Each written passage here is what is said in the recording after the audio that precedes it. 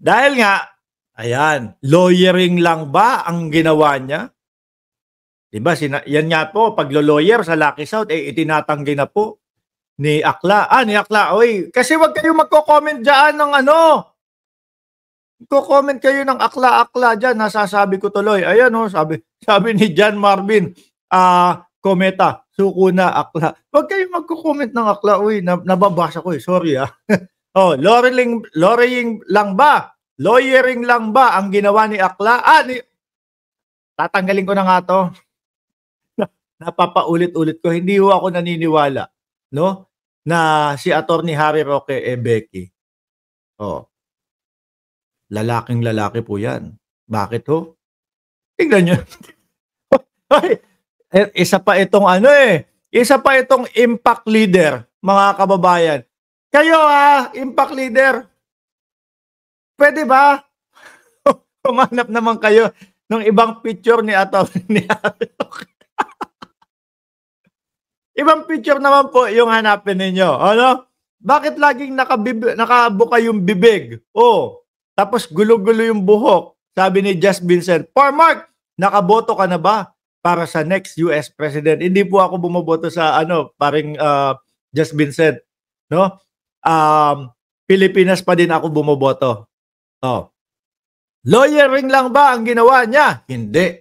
Pati po yung paglo-lawyer Hindi po itinatanggi po ni Attorney Harry Roque. Hindi. Sapagkat ang aming aligasyon ay ang kanyang di umano'y pag-aabogado ay alinsunod doon sa kanyang beneficial relationship na meron dito sa Lucky South 99. Sabi ni Yayaning, Mark, simba tayo, 11:30 ang misa. Mamayang gabi po kami, nung pamilya ko po. Shoutout sa inyo, Yayaning. Hindi daw po, no? Sabi pa dito, alam niya ang nangyayari sa Lucky South 99 pero bilang opisyal ng korte, he did not report such matters to law enforcement of authority. May pananagutan po kung ganun talaga ang ginawa ni Attorney Harry Roque, mga bossing. Alam nyo naman po kung ano yung mga nangyari, kung ano po yung mga naibalita doon sa Pogo. Meron po, ang PAOK nga mga kababayan, di ba? Naghuhukay o maghuhukay. Bakit ho? Hindi ho hahanapin si Roque doon sa loob ng Pogo, Ibang hukay po yun.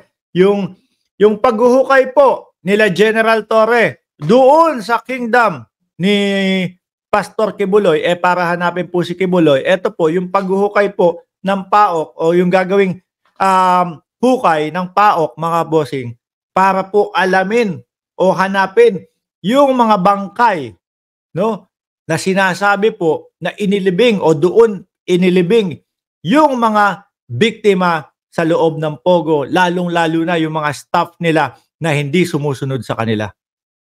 Yun po yun. Ang dami mga kababayan. Human trafficking, ano ba yun? Nyari mga bossing, sa Pogo, meron sila no? Ire-recruit yung mga kakilala o ire-recruit nila yung citizen ng mga sa China. Sabihin, pumunta ka dito sa Pilipinas, may magandang trabahong nag-aantay sa iyo dito, maganda ang sweldo. Tapos, pagdating ng Pilipinas, rekta dun sa Pogo, ayun, dahil po puro irregularidad ang mga nangyayari doon sa loob ng Pogo at pinipilit silang magtrabaho ng illegal, umaabot po sa punto, mga kababayan, na hindi na po nila nakakausap yung mga mahal nila sa buhay, doon sa China, etc. etc. Merong mga ibang lahi na ibinebenta para magbenta ng aliw. Yun po ang mga nangyayari. At sinasabi po dito, mga kababayan, ni Dr. Winston Casio ng PAOK, no? Sabi po ni Dr. Winston Casio ng PAOK, Mark, nandiyan na si Frozen Soul, i-shout out mo. Late, pero dumadating yan lagi at nakalike. Nandiyan na po si Frozen Soul, no? Hindi, ganito. Sabi ni Winston Casio dito, alam niya ang nangyayari sa Lucky South 99, pero bilang opisyal ng korte, hindi niya inire-report yung mga ganong pangyayari sa law enforcement. Sa madaling salita po, mga bossing, pinagtatakpan. Ano ho? Kasi kung alam mo na kung kita mo na at pwedeng-pwede mong sabihin, lalo na ikaw ay opisyal ng gobyerno, opisyal ka ng korte, dapat sa iyo manguna yan. Di ba? Dapat sa iyo manguna yan. Sabi ni Edita Sapdin, karma is real. Lumabas ka na sa secret tunnel mo. At bunker, okay? Huwag mong pagtaguan ang batas. Yan. Makakaligtas kay General Torre kahit saang... hindi ka makakaligtas kay General Torre kahit saang sulok. Mahuhuli ka rin.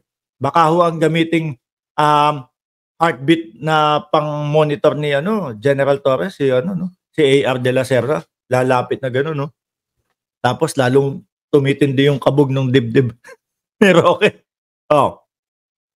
We have a plethora of evidence, a bunch of evidence, napakadami daw po, that are testimonials as well as documentary. Kaya po yung sinasabi ni Atty. Harry Roque, mga kababayan, bakit nyo naman ako ililink dyan sa Pogo? Wala naman po silang katunayan. Yung mga una pa lang po na nangyari, mga bossing, yung na 3 beses na link yung pangalan ni Atty. Harry Roque, doon pa lang po, solve na. Yung pangatlo, lalong na-solve ho, mga kababayan. Ano ba yun? Yung dokumento nila ni AR de la Serna na nandoon sa loob ng Pogo. Doon nga natin natuklasan na, ayun, yung dalawa lalabas ng bansa. Bakit daw? Kasi kailangan kasama si de la Serna. Dahil po, merong diabetes si Atty. Harry Roque. Isa yun. Pangalawa, mga bank accounts nila. Pangatlo, dito na talagang tumibay na ho yung ebidensya no? Yung ano tawag doon? Yung IT manager ng Pogo sa nagtatago doon. Saan? Doon sa PH2 na ang mga incorporators po sila Roque din po. Si Roque tapos yung SME niya. Di ba? Kaya mahirap po na sabihin ni Atty. Harry Roque wala silang kinalaman diyan o wala siyang kinalaman diyan. Kaya nga po umabot sa punto na nagtatago na yung tao na yan Iho ba? Kaya ho umabot sa punto na nagtatago na yan. Kasi kung alam niya talaga at kung kaya niyang idepensa yung kanyang sarili, hindi na ho magtatago yan. No? Sabi niya nung una, sige, aatinan ko yung Senate na yan. Yung mga DDS nagpapalakpakan, no?